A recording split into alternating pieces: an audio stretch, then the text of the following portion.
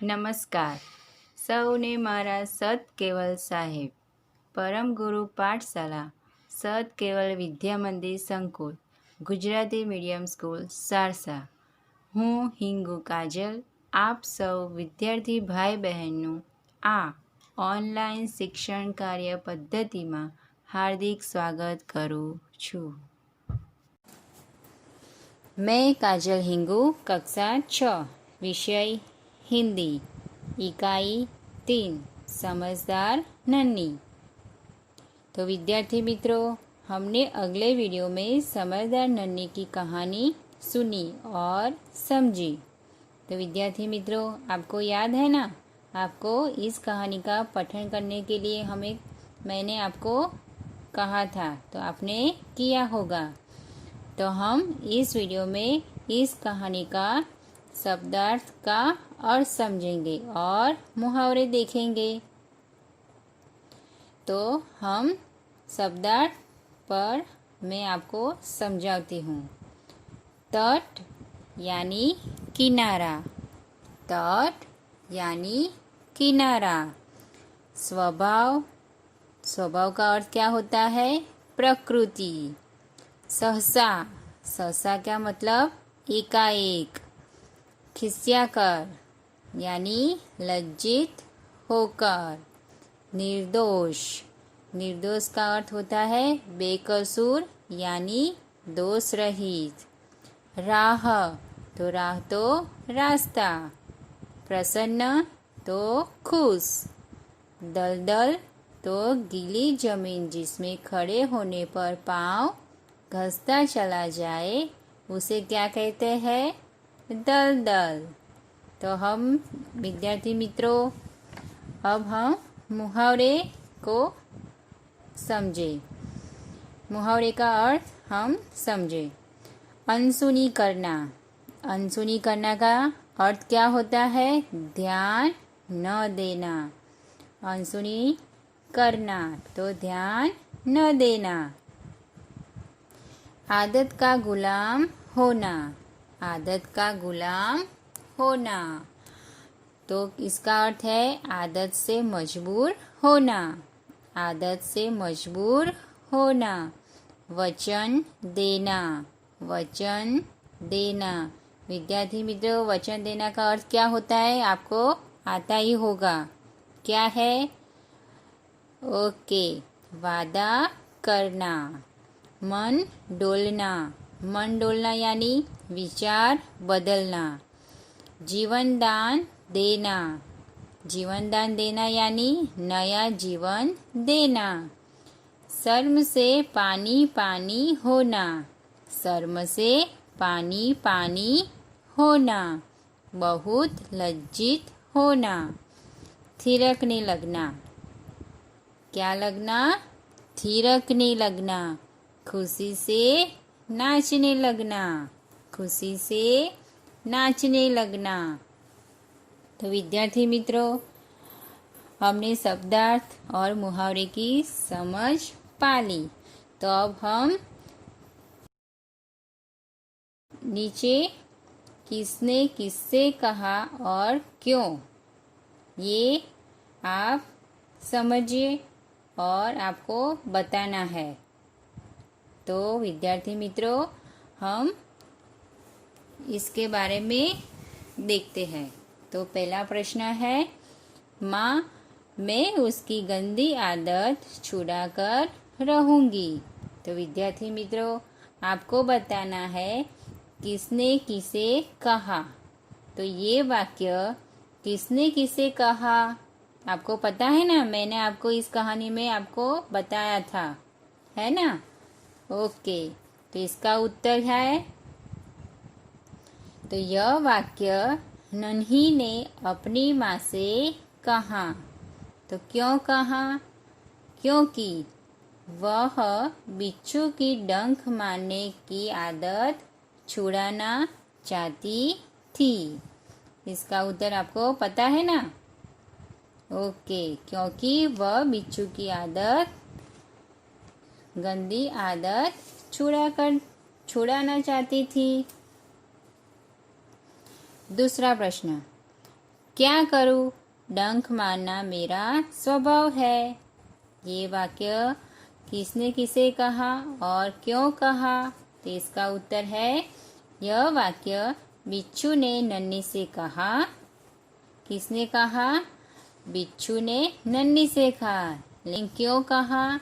नन्ही का उपकार भूलकर, नन्ही का उपकार भूलकर उसने उसे डंक मार दिया। क्या किया? नन्ही का उपकार भूलकर उसने उसे डंक मार दिया। तीसरा प्रश्न है, तुम यही गंदी आदत छोड़ दो, नहीं तो मुसीबत में कोई तुम्हारा मदद नहीं करेगा। तो ये वाक्य कौन बोलता है और किसे कहता है और क्यों कहता है? तो देखिए आपका ये उत्तर।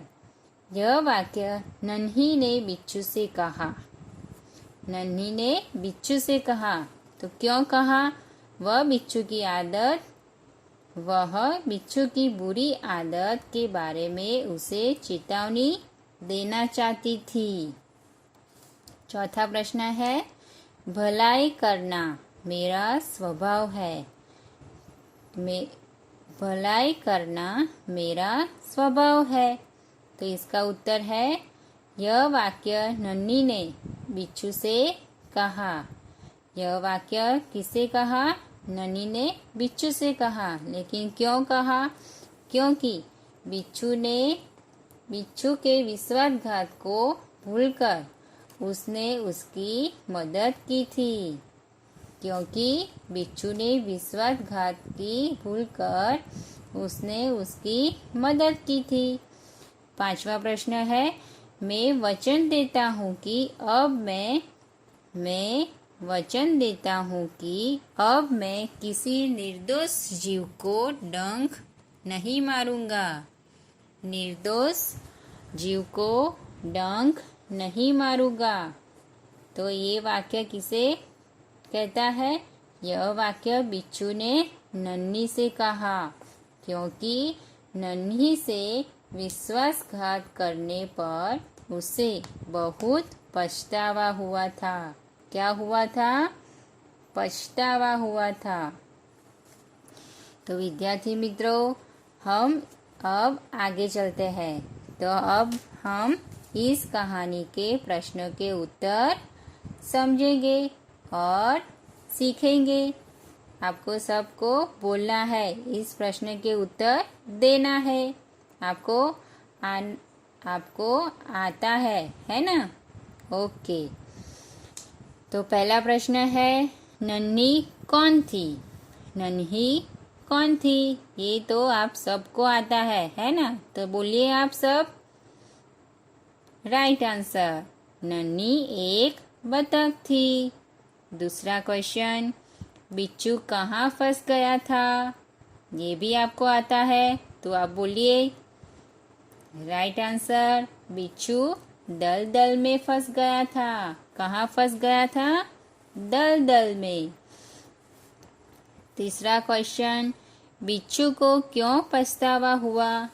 बिच्छू को क्यों पछतावा हुआ?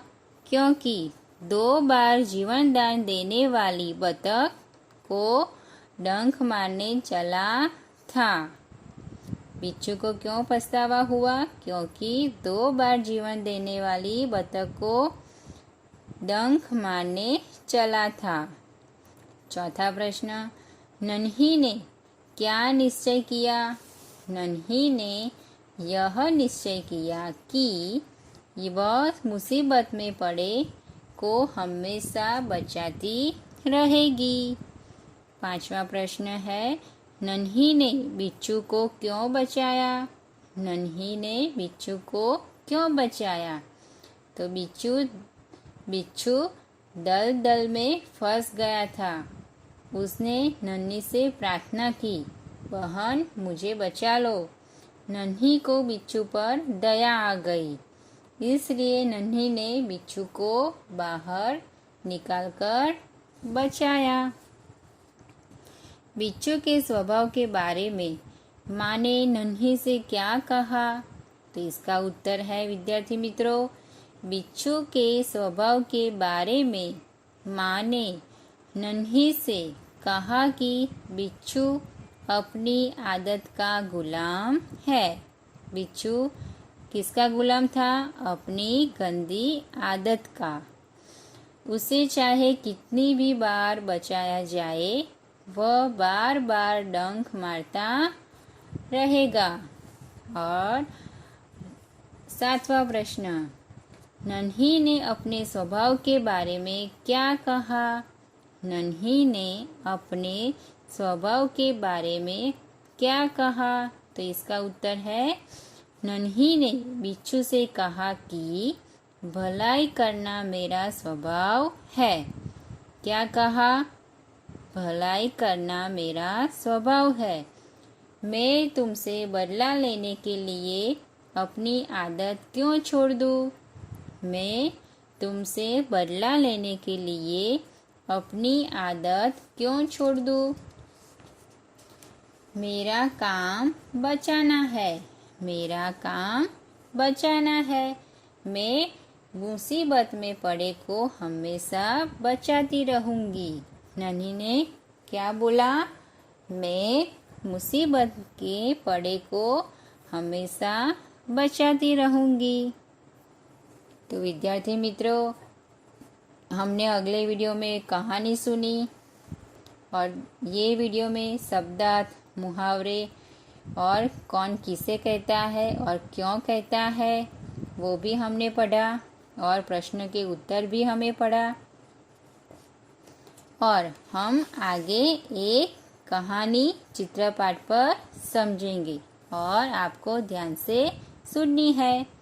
तो आप सबको ये चित्रपाठ के चित्र ध्यान से देखना है और समझना है।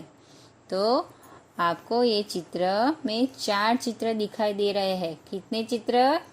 4। तो ये 4 चित्र आपको ध्यान से देखना है और ये चित्र आपको ध्यान से देखना है और इस पर आपको कहानी तैयार करनी है और लिखनी है। तो मैं आज आपको इस कहानी सुनाऊंगी। ये कहानी तो आपने पहले भी सुनी होगी, है ना बच्चों? आपको याद है ना? कबूतर और चींटी की कहानी। इस कहानी का शीर्षक क्या है? कबूतर और चींटी। तो ये सब आपने इस कहानी को पढ़ी होगी। तो आज मैं फिर से आपको एक कहानी सुनाती हूँ। तो सुनिए आप ध्यान से और चित्र में ध्यान से देखें। एक नदी थी। क्या थी? एक नदी थी। उसके किनारे एक पेड़ था। उसके किनारे एक पेड़ था। पेड़ पर एक कबूतर रहता था। पेड़ पर कौन रहता था? एक कबूतर। पेड़ के नीचे एक चींटी भी रहती थी। पेड़ के नीचे कौन रहती थी? एक चींटी। एक दिन कबूतर ने चींटी को नदी के पानी में डूबते हुए देखा। एक दिन कबूतर ने चींटी को नदी के पानी में डूबते हुए देखा। उसने फौरन एक पत्ता तोड़कर चींटी के पास फेंक दिया। चींटी पानी से पत्ते पर आ गई। चींटी पानी से पत्ते पर आ गई। पत्ता बहते बहते किनारे आया। पत्ता कहाँ आया? बहते बहते किनारे पर आ गया। कबूतर ने नदी से पत्ता बाहर निकाल दिया और कबूतर ने क्या किया? पेड़ से नीचे उतरकर नदी से पत्ता बाहर निकाल दिया। चींटी की जान बच गई और चींटी की जान बच गई। उसने कबूतर को धन्यवाद दिया। उसने क्या किया? चींटी ने कबूतर को धन्यवाद दिया। फिर एक दिन कबूतर पेड़ की डाल पर बैठा हुआ था। फिर एक दिन कबूतर पेड़ की डाल पर बैठा हुआ था। तब एक शिकारी ने उसे देखा। और उसकी तरफ बंदूक का निशाना साधा। क्या साधा? बंदूक का निशाना साधा। चींटी ने यह देख लिया। चींटी ने क्या देखा? शिकारी उसकी तरफ बंदूक का निशाना साध रहा था ना, वो चींटी ने देख लिया।